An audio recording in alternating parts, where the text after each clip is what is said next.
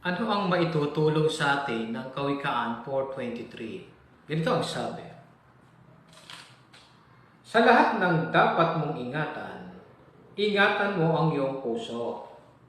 Dahil dito nagmumula ang bukal ng buhay. Mahalaga sa Diyos, si Jehovah ang iyong puso, ang iyong buong pusong paglilingkod sa Kanya. Pero itong buong sanlibutang ito, laganap ito ng mga masamang impluensya. Halimbawa, baka pwedeng makaapekto sa puso natin ang questionableng mga libangan. Dapat din nating piliing mabuti ang mga kaibigan natin dahil pwedeng maka-impluensya sa atin sila, lalo na ang sanlibutang ito ay puno ng pagiging materialistiko. Kapag napansin mong nababawasan na ang iyong pag-ibig sa Diyos, gawin mo ang buong makakaya para iwasan at alisin iyon.